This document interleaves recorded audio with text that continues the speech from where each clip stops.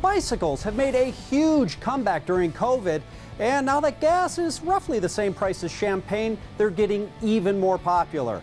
If you're thinking of hopping on the two-wheeler trend, we have tips on how to pick the perfect bike for you. It's always fun to hop in the saddle. A bike saddle, that is. Biking can be anything you want it to be. Bikes are essentially a vehicle, so you can get them to go from A to B. Whether or not you're getting from A to B to go get groceries, to get to work, or just to have fun, that's what they're for. I stopped by the Scottsdale Bike Company and spoke with store manager Chris Werstein to find out what really matters when picking out a bike.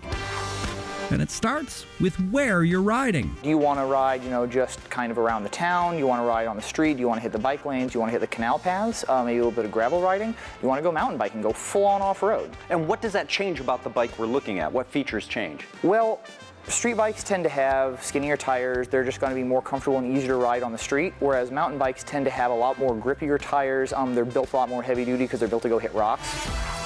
Next, consider your riding style. Okay, I see some of these handlebars that are way up here. Oh, yeah. And I see other ones like this that are flat. It depends on how you want to ride. The ones where you got those big old beach cruiser handlebars, it's like riding a lazy boy. The whole idea is you're sitting upright, there's no pressure on your back and your neck, you are here for comfort. Then you have the ones where kind of, more in the middle of a normal bike riding position. That's more efficient because it kind of rotates your hips forward, kind of, gives you a little bit lower frontal profile. And then there's the race bikes where you get really low.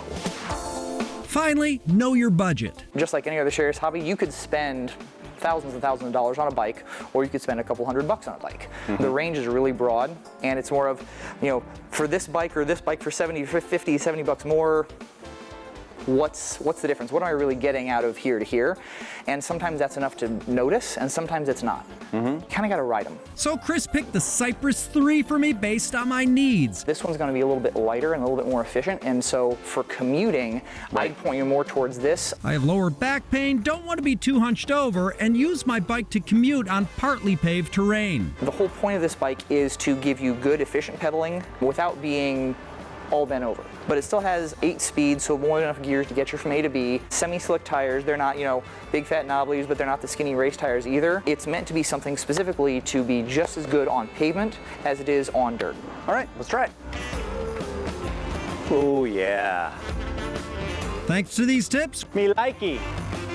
we're riding in style.